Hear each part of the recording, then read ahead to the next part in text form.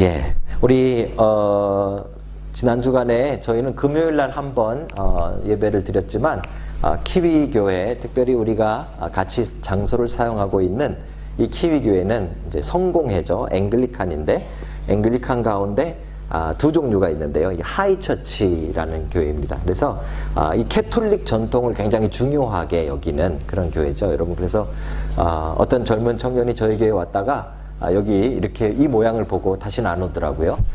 이게 성당이냐 교회냐 그러고 이 성공회에 대한 이 두 종류의 성공회가 있다는 것을 이해하시면 장소를 왜 이렇게 만들어 놨는가 우리가 알 수 있습니다. 특별히 목요일 날에는 그 세족 목요일 해가지고 이 사람들 모여서 특별하게 예배드리고 또 이렇게 세족식을 하는 그런 날이었고요. 금요일 날에는 또 이 사람들도 그 성금요일 굿 프라이데이 서비스를 낮에 했습니다. 저희는 저녁에 했고요. 그리고 우리는 보통 토요일 날 아무것도 안 하는데 이 키위들은 토요일 날 뭔가를 합니다. 물론 대청소도 했습니다. 저희들 어제 많이 안 오셨더라고요.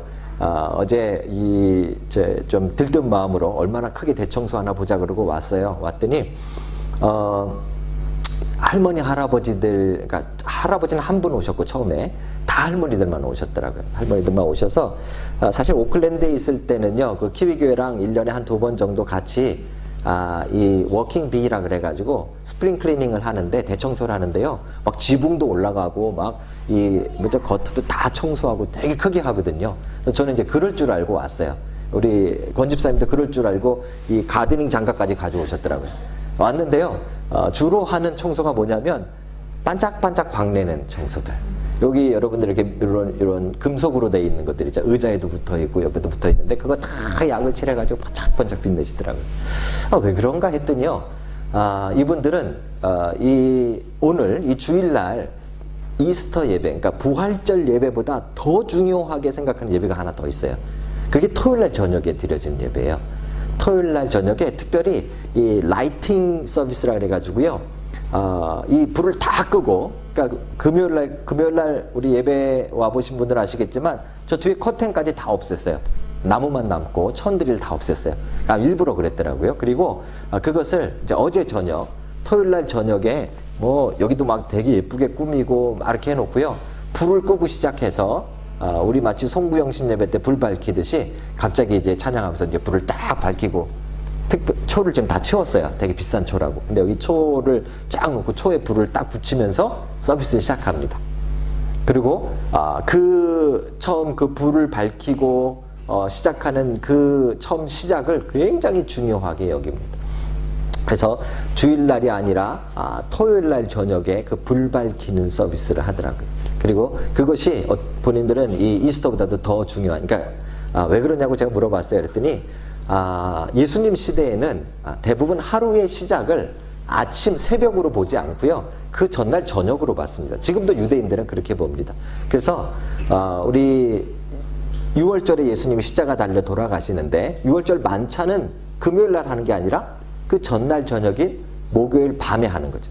유대식으로 시간을 계산하면 그 전날 저녁부터 하루가 시작되기 때문에 그렇습니다. 그래서 예배도 토요일날 저녁에 그렇게 드린다. 새로운 걸 하나 배웠습니다. 이분들 좀 다르게 하지만 근데 그렇게 하면서 저한테 뭐라 그랬는가 하면 굉장히 이 옛날, 그러니까 4세기 더 그 이전 초대교회의 모습으로 자꾸 돌아가려고 자기네들은 노력하는 거다, 이렇게 설명하더라고요. 조금 이제 곤란한 문제가 하나 있습니다.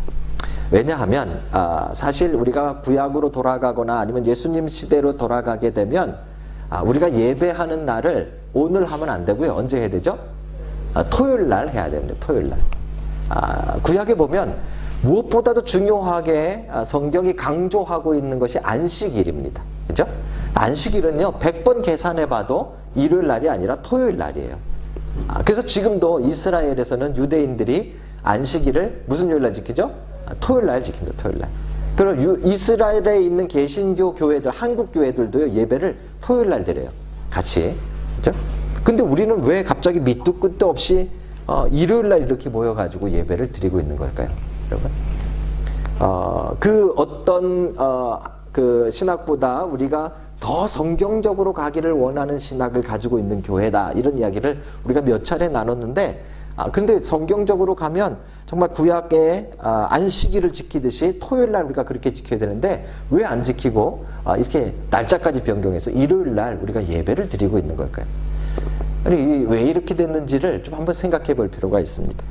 유대인들에게 있어서 안식일은 정말 중요한 날입니다. 사실 구약에서는 안식일만큼 강조하는 또 다른 것이 없을 만큼 아주 굉장히 강조를 하는 것이 안식일이죠. 지금도 유대인들 아주 생명같이 지킵니다. 언젠가도 한번 말씀드렸는데요. 이스라엘에 갔더니 거기에 있는 강도사님이 한번 이스라엘에서 있었던 해프닝을 설명해 주는데 너무 재밌었어요. 무슨 이야기인가 하면 안식일 날은 하지 말아야 될 것이 39가지가 있습니다. 유대인들이. 그거를 안 해야 이 안식일을 잘 지키는 겁니다. 그 중에 대표적인 게 뭐냐면 자르면 안 됩니다. 사람을 자르는 게 아니라 직장에서 잘리는 게 아니라 종이 같은 걸 자르면 안 됩니다. 뭘 자르는 행위가 안 되는 거죠. 그죠? 그래서 예수님 시대 예수님 제자들이 이삭을 비벼서 이삭을 잘라 먹잖아요. 그게 문제가 됐죠. 그죠? 이게 안식일엔 자르면 안 됩니다. 그런데 뭐가 문제였는가 하면 대부분 화장실의 휴지는 잘라야 쓰지 않습니까? 두루마리 휴지는. 그죠? 이게 자르도록 돼 있습니다. 그래서 잘라야 일을 봅니다. 근데 물론 안식일이니까 이 뭐 좀 다 문을 닫고 다 일을 안 한다고 치지만 우리의 위와 장은 일을 하잖아요. 그러니까 이제 화장실은 가셔야 되는 거예요. 안식일 날. 그죠? 근데 안식일 날 앉아서 곤란한 거예요. 일을 봐놓고 이걸 잘라야 되는데 이걸 자르면 율법을 어기는 거예요. 그래서 이 경건한 유대인들은요, 지금도 토요일 날 되면, 그러니까 토요일 날 전에 금요일 날 되면 그 안식일 날 쓸 휴지를 이렇게 다 잘라가지고 미리 이렇게 만들어 놓습니다. 그래서 한 호텔에서 그걸 본 거예요. 그래가지고 이 좀 유대인들을 조금 더 이렇게 친절하게 대하기 위해서 이 깍티슈를 준비했습니다. 깍티슈는 자를 필요가 없잖아요. 뽑으면 한 칸씩 다 잘라져 있으니까. 그죠? 그래서 화장실마다 깍티슈를 다 넣어놨대요. 그리고 이 일이 잘 해결됐다고 생각한 거죠. 근데 놀랍게도 그 안식일이 지난 다음에 갔더니요, 그 깍티슈를 그 새 거를 쓴 방이 하나도 없더래요. 이게 왜 그런가 했더니 이 깍티슈도 맨 처음에는 이 뚜껑은 잘라야 되거든요. 이걸 못 자른 거예요. 그래서 이걸 자르면 율법을 어기기 때문에 굉장히 유대인들에겐 이 안식일을 지키는 일이 까다롭고요, 아주 심각한 문제입니다. 그렇죠? 제 하필링처럼 제가 말씀드렸지만 이들에게 있어서 정말 생명같이 지키는 것이 안식일이죠. 그런데 우리는 그렇게 안식일을 강조하는 성경을 믿고 그 하나님을 믿고 있으면서도 우리는 안식일이 아닌 일요일을 주일이라고 부르고 예배하고 있습니다. 그렇죠? 그 근거가 어디 있는가 하면 바로 오늘 본문에 있습니다. 오늘 본문에 보시면 안식 후 첫날 예수님께서 부활하십니다. 그러니까 일요일날 부활하신 거예요. 안식일이 토요일이니까 안식 후 첫날인 일요일 새벽에 예수님이 부활하시고요, 그 날부터 이제 새로운 시대가 시작되는 겁니다. 새로운 날이 시작되는 거예요. 이제 부활하신 예수님과 함께 살아가는 새로운 인생, 새로운 삶은 바로 이 안식 후 첫날부터 시작이 되어진 거죠. 그래서 우리는 이 안식 후 첫날을 주일이라고 부르는 겁니다. 그리고 거기에 예수님께서 보여주신 진짜 안식의 의미, 안식이라는 것은 멈추다 이런 뜻에서 쉬다 이런 뜻이 되어졌는데 우리는 영적으로 쉴 수가 없어요. 왜냐하면 죽음이라는 것이 있기 때문에. 그죠? 근데 이 죽음을 뛰어넘고 진짜 안식이 무엇인지를 예수님이 부활로 보여주신 거죠. 그래서 우리는 이 주일이라는 이름으로 이제 안식 후 첫날에 예배를 드리고 있는 것입니다. 그렇죠?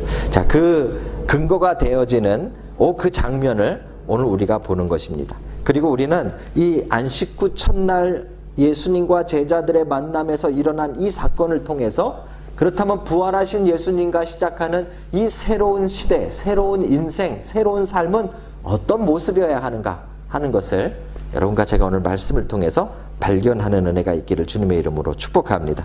여러분, 부활절은 그냥 단순히 예수님이 죽었다가 살아났다는 어떤 사실을 믿는 날로 끝나서는 안 됩니다. 오늘 부활절은 정말 그 의미 그대로 예수님께서 부활을 통해서 우리에게 허락하신 새로운 인생, 새로운 삶, 새로운 시대, 그 삶이 여러분과 제 안에 나타나야 되는 거죠. 그것이 정말 무엇인가? 어떻게 나타나는가? 오늘 말씀이 저와 여러분들을 이끌어 주시는 그런 날이 되시길 다시 한번 주님의 이름으로 축복합니다. 자, 한번 보실까요? 요한복음 19장을 우리가 보고 있는데요. 예수님의 부활의 장면입니다. 19장에 사실 주보에 안 나와 있지만 1절에 보시면 19장이 아니죠. 20장이죠. 20장 1절에 보시면 이렇게 시작합니다. 안식 후 첫날 일찍이 아직 어두울 때에 안식 후 첫날 새벽이라는 말이죠.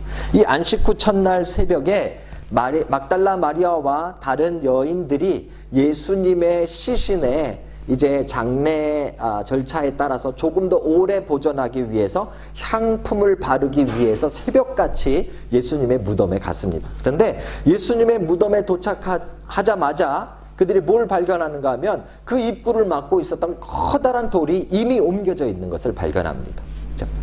자, 이런 놀라운 사건, 이런 현장에 도착하게 되면 우리가 지켜야 될 원칙이 하나 있습니다. 현장 보존의 원칙입니다. 괜히 들어가서 뭐 만지고 이러면은 막 지문 검사할 때 여러분 지문 나오면 안 되는 거예요. 그죠? 그러니까 그대로 잘 보존해야 되는 겁니다.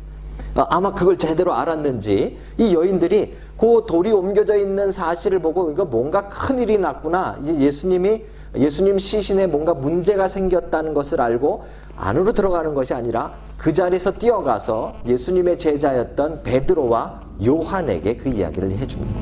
뭔가 예수님의 무덤에 문제가 생겼다는 것이죠.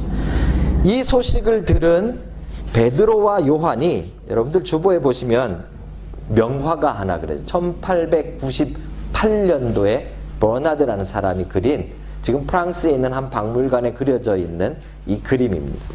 이게 뭔 그림인가 하면 지금 예수님의 무덤에 문제가 생겼다라는 이야기를 여인들의 이야기를 듣고 그 무덤으로 달려가고 있는 베드로와 요한에 대한 그림입니다. 이 생동감 있지 않습니까?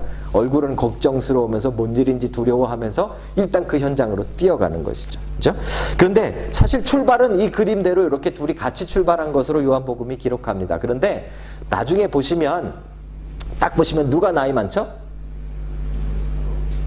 베드로하고 요한하고 누가 나이가 많습니까? 베드로가 많죠. 당연히. 요한은 되게 어렸습니다. 되게 어린 제자입니다. 그죠? 그러니까 아마 저쪽에 하얀 옷 입은 사람이 요한일 거고 이쪽에 이분이 아마 베드로일 거예요. 달리기를 하면 누가 이길까요? 예? 요한이 이기겠죠. 그죠? 그 부분을 요한복음이 설명하고 있습니다. 그래서 둘이 막 그 무덤으로 달려가는데 베드로는 허걱대면서 뒤로 처지고 요한이 먼저 달려간 거예요. 그래서 요한이 달려가서 그 무덤 앞에 딱 도착을 했더니 정말 돌이 옮겨져 있는 거죠. 그런데 요한도 그 법칙을 알았습니다. 현장 보존의 원칙을 알았습니다. 그래서 안으로 못 들어가고 그 앞에서 주저주저합니다. 그때 이제 베드로가 도착하죠. 제가 지금 드리는 말씀은 20장을 설명드리고 있는 겁니다. 지어낸 이야기가 아닙니다. 그죠? 베드로가 막 뒤따라서 그 자리에 딱 도착했는데 베드로는 성격이 어떻습니까? 현장 보존의 원칙이고 뭐고 상관을 안 하죠. 그죠? 그냥 뛰어들어가는 겁니다. 그냥 뛰어들어가서 그 안에 들어가 보니까 예수님이 누웠던 자리에 예수님의 시신은 없고 거기에 이 세마포가 개어져 있는 것이죠. 제가 한번 금요일날 잠시 설명을 드렸는데 애굽식의 장례 방식은 미이라를 만드는 겁니다. 그래서 그 뇌와 내장을 다 떼어내고 거기에 다른 것을 집어넣어서 몸을 보존하는 것이 애굽식 장례입니다. 그런데 유대식은 그렇지 않습니다. 그냥 몸을 그대로 두고 그냥 겉에 몸에다가 방부제 처리를 하는 거죠. 이 약품을 바르고 그걸 세마포로 깨끗하게 쌉니다. 그렇죠? 그래서 조금 더 이렇게 시신을 조금 보존하려고 애쓰는 것이 유대식 장례죠. 그 쌌던 그 세마포가 딱 개어져 있는 거죠. 그렇죠? 그리고 예수님은 그 자리에 안 계신 것을 베드로와 요한이 발견합니다. 베드로와 요한은 이게 도대체 어떻게 된 일인지 또 그들이 어떻게 해야 할지 뭘 해야 할지 알지 못했습니다. 그래서 베드로와 요한은 오늘 성경에 보시면 그냥 집으로 돌아갔더라라고 설명합니다. 아마 굉장한 걱정을 했겠죠. 그리고 어떻게 해야 할지 몰랐을 것입니다. 그래서 그 두 제자는 아마 그냥 각각 집으로 돌아간 것 같습니다. 20장 10절입니다. 이에 두 제자가 자기들의 집으로 돌아가니라. 그런데 이 두 제자는 돌아갔는데 보통 여자들이 고집이 조금 더 세요. 그죠? 집집마다 다르지만 마리아는 안 돌아간 거예요. 막달라 마리아는 안 돌아간 거예요. 예수님 시신이 없어졌는데 그 자리를 그냥 뜰 수가 없었던 거예요. 그래서 그 자리에서 울고 있다가 부활하신 예수님을 첫 번째로 만나는 제자가 되어지는 것입니다. 너무 사실은 놀라운 사실입니다. 그 당시에 여자들의 사회적인 위치는 그냥 소유물 정도였어요. 그죠? 그런데 그 여자가 예수님의 첫 번째 부활의 증인이 되는 거예요. 놀라운 일. 여성분들은 좀 이렇게 자부심을 가져도 좋습니다. 그죠? 예수님이 만나주신 부활의 첫 번째 증인은 12제자도 아니고 아리마대 사람 요셉도 아니고 니고데모도 아니고 막달라 마리아였어요. 그 놀라운 은혜가 그 다음에 기록되어져 있는 것이죠. 그죠? 물론 조금 더 설명드려야 될 부분은 있지만 시간상 좀 넘어갈게요. 뭐 예수님을 붙잡고 늘어지는 이런 장면이 있습니다. 만지지 말라 뭐 이런 장면이 있죠. 그거 나중에 제가 조금 더 설명을 드리도록 하겠습니다. 자, 그리고 나서 이제 오늘 본문의 시작이 됩니다. 20장 19절인데요. 1절에 사용했던 똑같은 표현을 다시 씁니다. 이 날, 곧 안식 후 첫날이라는 표현이죠. 강조하고 있는 겁니다. 요한은 지금 이 날이 어떤 날인가, 안식일이 아니라 그 다음 날인 것을 지금 설명하고 있는 거죠. 계속해서. 그죠? 그래서 우리가 지금 주일날 이 좀 특별한 일들을, 새로운 날을, 새로운 인생을 이야기하고 있는 것이죠. 그죠? 안식 후 첫날인데 1절에서는 아직 어두울 때 일찍이 새벽이고요. 오늘 이 19절에서는 저녁 때에라는, 이 저녁 때에 제자들이 이제 이 마리아로부터 소식을 들었어요. 마리아가 부활하신 예수님을 만났다 그러니까 반신반의한 거죠. 정말일 수도 있고 아닐 수도 있지만 어쨌든 한번 모여본 겁니다. 그렇죠? 모여가지고 이들이 한 행동이 특이한 행동인데요. 그때까지만 해도 아직도 유대인들이 자신들을 해코지할 것이 두려웠기 때문에 문을 다 잠가버렸어요.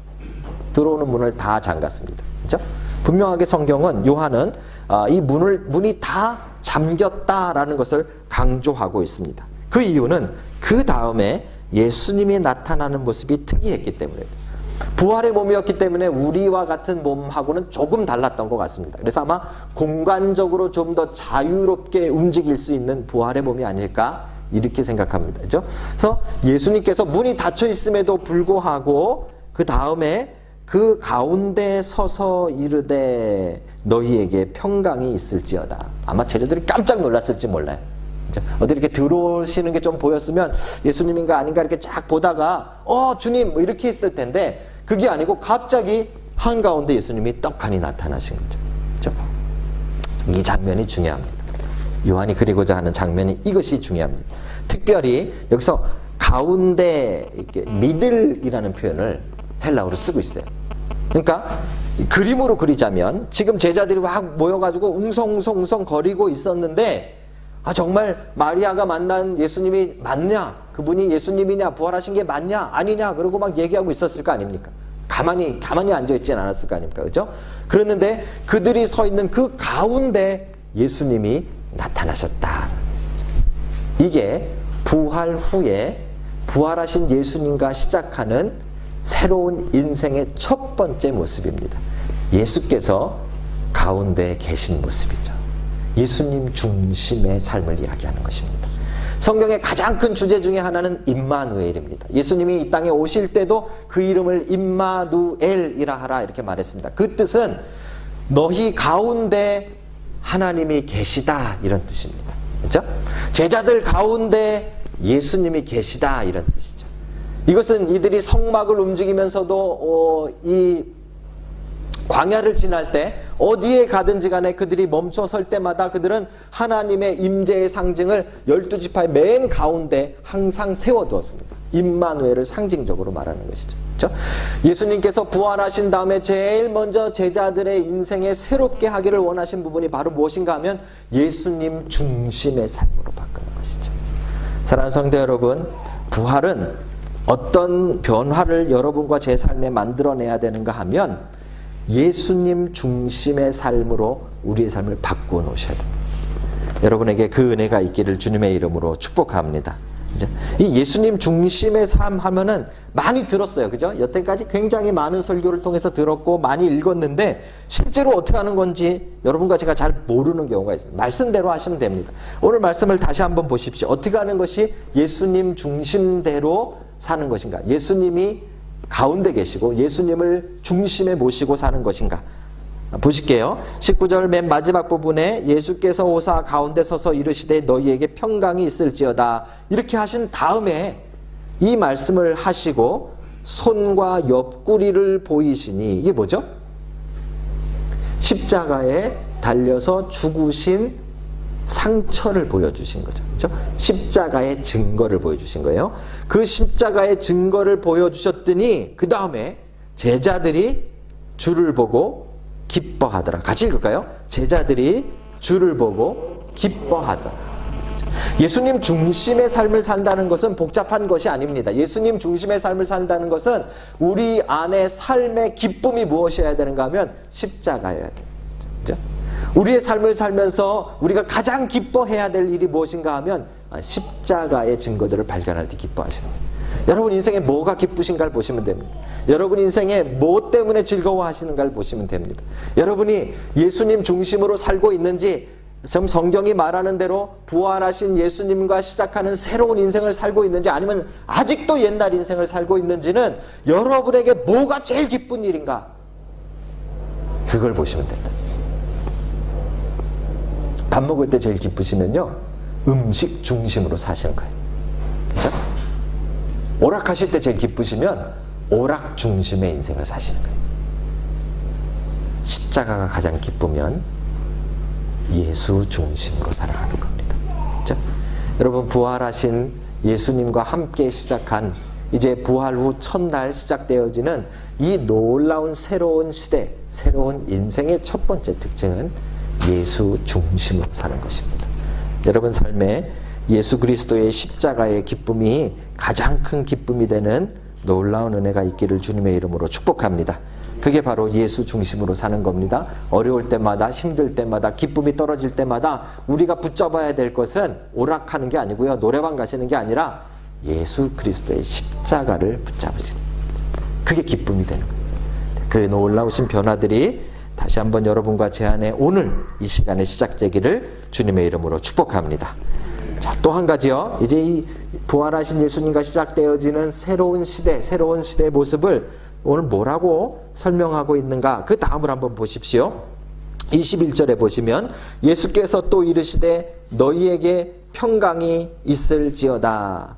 사실은 이 반복해서 말씀하시는데 유대인들의 인사이기도 합니다. 샬롬이라는 인사이기도 합니다. 그죠? 그런데 특별히 안식일 날에는 이 사람들이 샤밧 샬롬이라고 지금도 인사합니다. 안식일의 평강을 비는 거죠. 그죠? 그럼 이제 오늘 안식일이 지났는데도 불구하고 예수님은 이제 진짜 평강은, 진짜 안식은 이제 부활하신 예수 그리스도와 함께 시작되고 있음을 다시 한번 보여주고 있는 것이죠. 다시 한번 말씀하시는 겁니다. 또 이르시되 너에게 평강이 있을지어다. 그 다음 말씀은 굉장히 중요한데요. 함께 읽을까요? 시작. 아버지께서 나를 보내신 것 같이 나도 너희를 보내노라. 그렇죠? 이게 두 번째로 성경이 이야기하고 있는 부활하신 예수 그리스도와 시작하는 새로운 삶의 모습이고 특징입니다. 아버지께서 예수 그리스도를 이 땅에 보내신 것처럼 이제 우리도 예수님이 이 땅으로 보냈노라 하는 이 보냄받은 삶을 살아가는 거죠. 그렇죠? 이 보냄받은 삶이라는 것이 무엇인가 하는 것을 한번 생각해 봐야 되는데요. 예수님의 입장을 보시면 됩니다. 예수님은 이 땅에 오실 때부터 분명한 목적이 하나 있었습니다. 뭐였죠?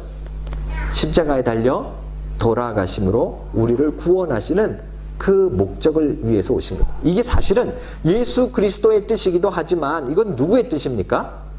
아버지 하나님의 뜻이었죠. 계획이었습니다. 그렇죠?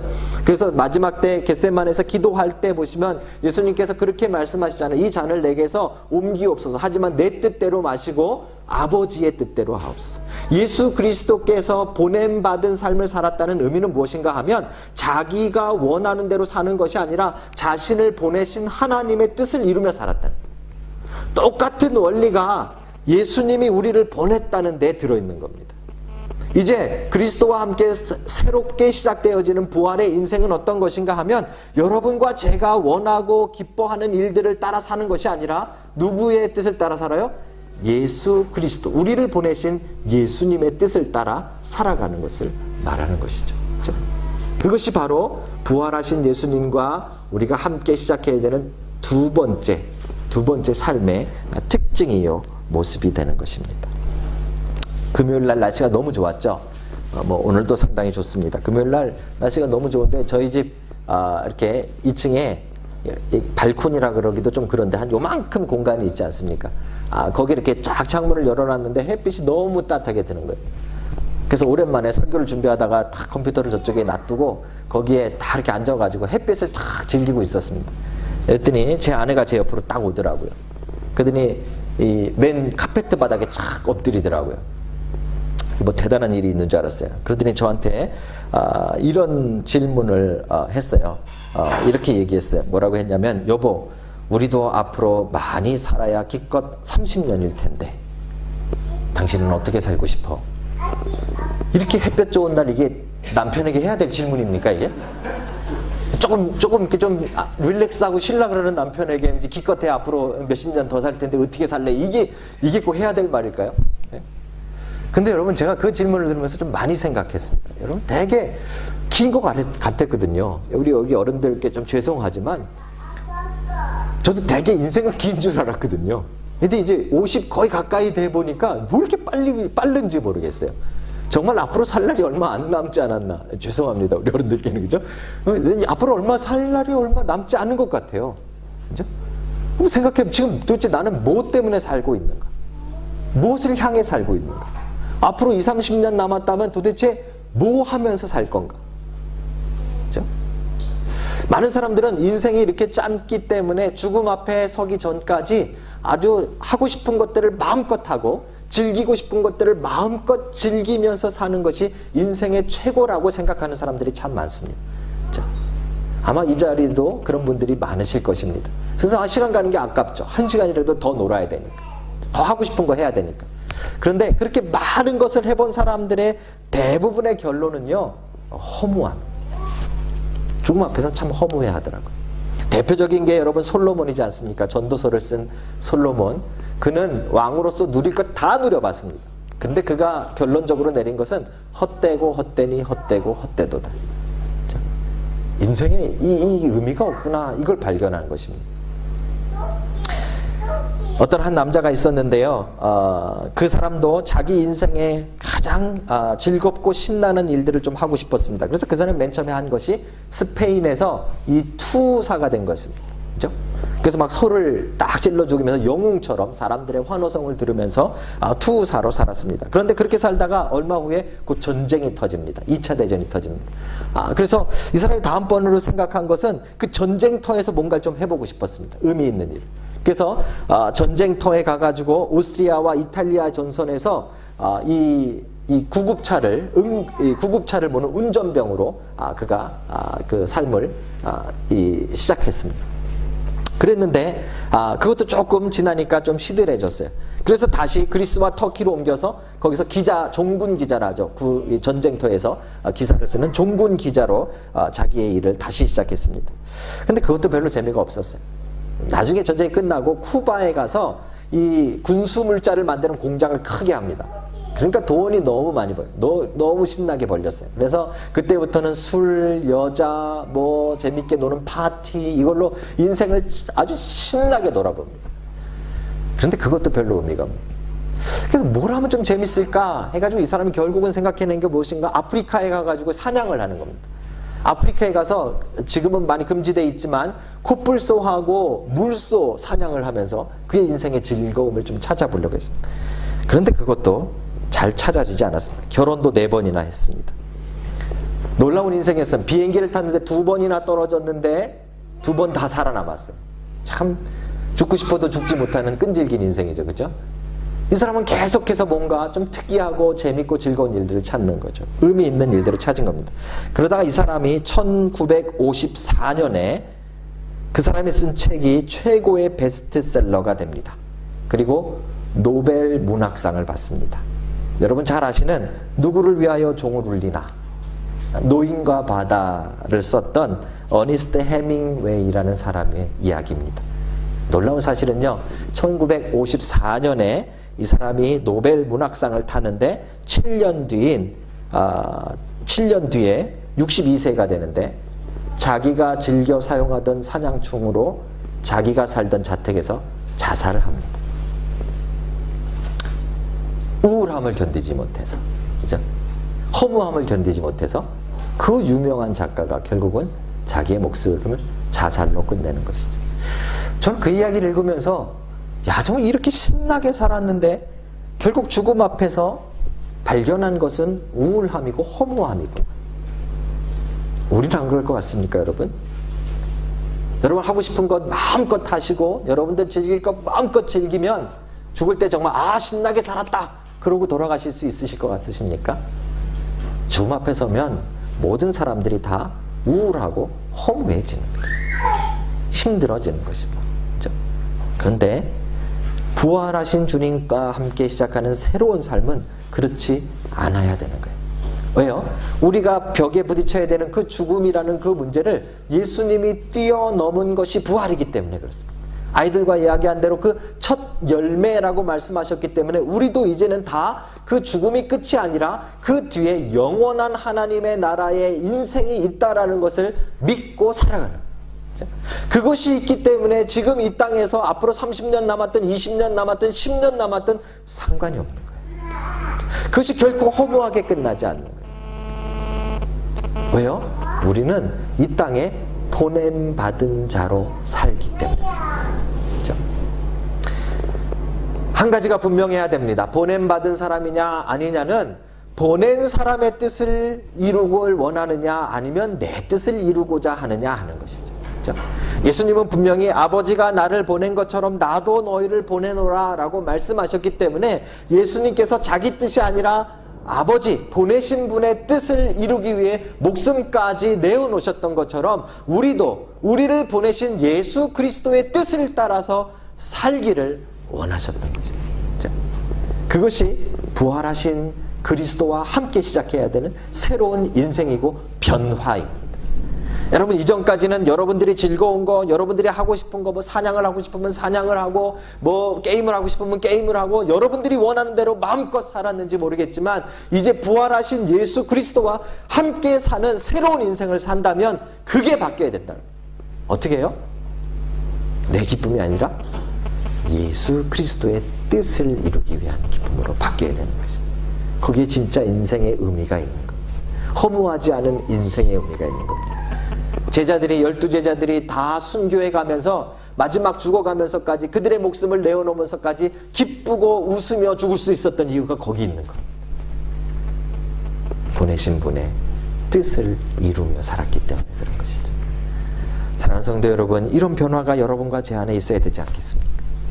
부활절이니까 그냥 부활하신 예수님에 대한 어떤 스토리 듣고 끝나는 것이 아니라 정말 그 부활하신 예수 그리스도와 함께 살아가는 정말 놀라운 능력이 무엇인지를 여러분 삶에, 제 삶에 나타나야 되지 않겠습니까? 이 변화가 나타나야 되는 것이죠. 더 이상 우리를 위한 인생이 아니라 우리를 보냄받은 자로 보내신 예수 그리스도를 위해 살아가는 놀라운 변화들이 여러분과 제 안에 시작되어지기를 주님의 이름으로 축복합니다. 마지막으로요, 이 새롭게 부활하신 예수님과 시작하는 새로운 인생의 모습을 오늘 본문이 어떻게 그리고 있는가 하는 것을 한번 보셨으면 좋겠습니다. 그 다음 부분인데요, 22절에 보시면 재밌게 기록되어져 있습니다. 한번 같이 읽을까요? 22절 23절을 읽습니다. 시작. 이 말씀을 하시고 그들을 향하사 숨을 내쉬며 이르시되 성령을 받으라. 너희가 누구의 죄든지 사하면 사하여질 것이요 누구의 죄든지 그대로 두면 그대로 있으리라 하시니라. 아멘. 그 전까지는 예수님께서 너에게 평강이 있을지어다 라고 말씀하시고 아버지가 날 보낸 것처럼 나도 너희를 보내노라 좀 이렇게 이해가 되는 말씀을 하셨어요. 근데 그 다음에 갑자기 조금 이해하기 조금 힘든 상황에 행동을 하십니다. 그게 22절에 보시면 그들을 향하여 숨을 내십니다. 이게 우리 한국 사람으로 생각하면 이거 좀 별로 안 좋은 네거티브한 장면이에요. 그죠? 에휴, 이거예요. 그죠? 여러분들을 보면서 목사가 아휴 이러면 기분 안 좋으시잖아요. 그죠? 숨을 내쉬며. 근데 이 숨을 내쉬며라는 이 단어가 이제 헬라말로 나오는 단어가 다른 부분엔 거의 등장하지 않습니다. 이 요한복음 딱 요 부분에만 등장하는 아주 특이한 단어입니다. 제가 찾아보니까 엠피사오라는 단어인데요. 이 단어는, 이 헬라어는 다른 데 등장하지 않습니다. 그런데 재밌는 발견이 하나 되어졌는데, 여러분 이 구약 성경은 히브리어로 써 있잖아요. 헬라어가 아니라. 신약과 구약은 원어가 좀 다르게 쓰였습니다. 그런데 이 히브리어로 써 있는 이 구약을 한번 전체적으로 예수님이 오시기 전에 알렉산드리아라는 곳에서 번역한 일이 있습니다. 헬라어로. 헬라 시대였으니까. 그거를 70인역이라고 말합니다. 특별한 성경입니다. 예수님 시대에도 그 성경을 읽었습니다. 헬라말로 되어 있는 구약 성경이죠. 거기에 보시면 창세기 2장 7절에 이 단어를 썼습니다. 이 70인역에 보시면 창세기 2장 7절에 이 단어를 사용해서 헬라말을 쓰고 있는데, 이 부분입니다. 여호와 하나님이 땅의 흙으로 사람을 지으시고 생기를 그 코에 불어 넣으시니. 이때 지금 사용했던 단어를, 똑같은 단어를 사용하고 있는 거죠. 엠피사오라는 단어입니다. 너무 신기하지 않습니까? 마치 이 구약에서 삼위일체 하나님께서 처음에 천지를 창조하실 때 인간을 만드시고 흙으로 만드시고 그 코에 생기를 불어넣으셨던 그 첫 장면, 그들에게 생명의 시작을 일으키셨던 그 첫 장면과 똑같은 단어가 오늘 부활하신 다음에 제자들을 만나서 그 제자들을 향해서 그 숨을 불어넣으시며 나오는 단어. 이 새로운 출발하는 장면이잖아요. 이 숨을 불어넣다라는 것이 그럼 어떤 의미가 있습니까? 이 놀랍게도 우리가 잘 아는 성령이라는 단어가 이 숨을 쉬다라는 단어와 똑같은 연관된 단어입니다. 그래서 예수님이 숨을 이렇게 내쉬시고선 그 다음에 바로 하신 말씀이 무엇인가 하면 너희가 성령을 받으라. 이게 바로 새롭게 예수님이 부활하신 다음에 제자들에게 시작되어지는 새로운 인생에 나타나는 세 번째 특징입니다. 무엇이요? 성령에 따라서 살아가는 것이죠. 그렇죠? 그 이전까지는 자기의 뜻대로, 자기가 원하는 대로, 특별히 자기의 힘대로 살았다면 이제 부활하신 예수 그리스도와 살아가는 새로운 인생은 누구의 힘으로 살아야 되는가 하면 성령의 능력으로 살아야 된다는 것입니다. 여러분, 성령의 능력으로 사는 새로운 인생이 되시길 주님의 이름으로 축복합니다. 아까 제가 말씀드린 대로 예수님 중심으로 살아가는 것, 십자가만 기뻐하는 것, 이거 어떻게 가능합니까? 성령 충만하지 않으면 안 되는 거예요. 그렇죠? 우리가 두 번째로 봤던 것도 똑같은 방법입니다. 우리가 어떻게 그렇게 살아갈 수 있습니까? 우리가 내 뜻이 아니라 어떻게 예수님의 뜻대로만 살아갈 수 있습니까? 해보셨습니까? 우리 마음대로 안 돼요. 그렇죠? 이게 어떻게 가능해집니까? 성령의 능력으로 살아갈 때만 가능해지는 것이죠. 그렇죠? 여러분, 성령의 능력으로 살아가는 새 삶을 사시길 주님의 이름으로 축복합니다. 성령의 능력, 잠깐만 보실까요? 어떻게 하는 게 성령의 능력입니까? 요즘 조금 이상한 현상들이 나타나고 있어요. 우리가 보통 하지 못하는 것만 나타나면 이게 성령의 능력이라고 생각합니다. 병 고치거나 쓰러지거나 뭐 좀 이상한 말을 하거나 뭘 좀 맞추거나 뭐 이러면 갑자기 다 성령의 능력이라고 우리가 다 이제 갖다 맞추는 경우들이 있죠. 근데 여러분, 놀라운 사실, 스님도 귀신을 쫓아낸다는 사실. 놀라운 사실이에요, 여러분. 병 고치는 게 기독교에만 있는 게 아니에요. 아프리카에 있는 주술사들도 병 고쳐요. 주술에 걸리면요, 그 당시 보통 때는 먹어서 죽는 그런 특별한 열매들을 돼지처럼 막 먹는데도 살아요. 더 신기하지 않아요, 여러분? 전 그게 더 신기해요. 근데 우리는 뭔가 특이한 현상만 나타나면 다 성령님의 역사라고, 성령님의 능력이라고 오해하는 이상한 일들이 우리에게 시작됩니다. 여러분, 성령님의 능력은 진짜 어디서 경험할 수 있는가 하면 그 다음 절에 예수님이 설명해 주고 계십니다. 그 다음 절에 뭐라고 얘기했습니까? 이렇게 설명하셨어요. 시작. 너희가 누구의 죄든지 사하면 사하여질 것이요, 누구의 죄든지 그대로 두면 그대로 있으니. 놀라운 능력입니다. 이 능력은 그냥 병 조금 나는 정도의 능력이 아닌 거예요. 어떤 능력이에요? 한 사람의 죄가 사함받기도 하고 한 사람의 죄가 그대로 있기도 하는 놀라운 능력을 제자들에게 성령을 허락하시면서 말씀하고 계시는 거죠. 여기에 대해서 좀 오해가 생겼어요. 오해가 생겨가지고 천주교에서는 뭘 했는가 하면 고해성사라는 걸 한 거예요. 그게 뭐예요? 신부님에게 와서 사제가 베드로의 뒤를 이어서 교황을 이어서 그 권을 가지고 있다고 생각했기 때문에 사제가 누구의 죄를 듣고 당신의 죄가 이제 용서되었습니다라고 말하면 그 죄는 용서되었다고 믿는 고해성사가 나타나는 거예요. 여러분, 이게 가능한가요? 이 말씀이 그 의미일까요? 그렇지 않아요. 그렇지 않아요. 예수님께서만 우리의 죄를 사하실 수 있어요. 그걸 마치 무슨 마술이나 어떤 무슨 약을 쓰듯이 우리가 마음대로 다른 사람들의 죄를 내가 사해준다, 말해준다 할 수가 없다는 말이에요. 그 능력이 우리에게 주어져 있진 않아요. 하지만 지금 말씀하신 23절은 사도행전에서 분명하게 나타납니다. 어떻게 나타나죠? 제자들이 사도행전에서 성령을 받자마자 제일 한 가지 유일하게 특이하게 했던 것이 하나 있습니다. 교회를 세우고 복음을 증거하는 일이죠. 근데 놀랍게도 교회를 세우고 복음을 증거하는 그 일을 통해서 사람들은 죄사함을 얻는 거예요. 그 복음을 듣는 가운데 그리스도의 보혈로 죄사함의 능력이 나타납니다. 성령의 능력이 거기 나타납니다. 여러분, 그렇게 본다면 여러분과 제가 정말 성령의 능력으로 이 땅을 살아가기 위해서는 꼭 해야 되는 일이 있어요. 뭐예요? 복음을 증거하시는 일이에요. 우리가 왜 성령의 능력을 못 느끼고 성령의 능력을 무시하고 또는 성령의 능력의 맛도 모르는 채로 이렇게 맹맹하게 계속해서 어렵게 살아가야 되는지 아세요? 복음을 증거하지 않기 때문에 그래요. 딴 데서 우리가 자꾸 원인을 찾고 있어서 그래요. 아니에요. 성령의 능력은 어떻게 그냥 하늘에서 뚝 떨어지는 어떤 신비한 그런 것들이 아니란 말이에요. 물론 신비함이 그 안에 가득해요. 그죠? 그런데 우리가 지금 생각하는 그런 주술이나 마술 같은 것에 성령의 능력의 포인트가 있는 게 아니에요. 진짜 성령의 능력은 여러분과 제 삶에 가득하게 체험할 수 있는데 언제 체험되는가 하면 여러분과 제 입이 열려지고 복음이 증거될 때, 그들이 죄사함의 능력을 받을 때, 그죠? 그들이 죄사함의 능력을 받지 않아서 남을 때, 우리의 복음의 증거로 말미암아 놀라운 구원의 역사들이 여러분의 삶에 나타날 때, 그때 성령의 능력에 경험되어지는 거예요. 그걸 경험하고 사는 것이 부활하신 예수 그리스도와 새롭게 출발하는 새로운 인생의 특징인 것입니다.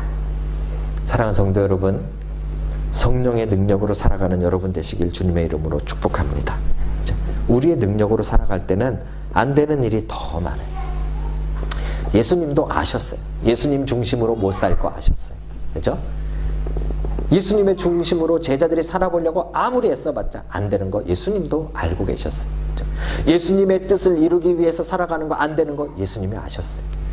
예수님의 뜻에 맨날 어긋나는 일들만 제자들이 골라 할 거 예수님이 아셨어요. 3년 동안 그걸 다 보여줬어요, 제자들이. 그죠? 그래서 예수님이 유일하게 주신 유일한 해결책이 바로 이것이에요. 성령을 받으라. 그죠? 성령의 능력으로만 됩니다. 성령의 능력으로만 여러분들의 인생과 저의 인생이 부활하신 예수 그리스도와 새롭게 출발하는 놀라운 일들을 경험할 수 있음을 믿으시기 바랍니다. 그 놀라운 역사들이 여러분과 제 삶에 나타나기를 다시 한번 주님의 이름으로 축복합니다. 부활하신 예수 그리스도와 오늘 안식 후 첫날 주일날 새로운 역사가 제자들 가운데 시작되고 있는 것을 주목해 보시기 바랍니다. 그래서 우리는 주일날 모여서 예배하고 주일날 하나님께 영광을 돌리는 것입니다.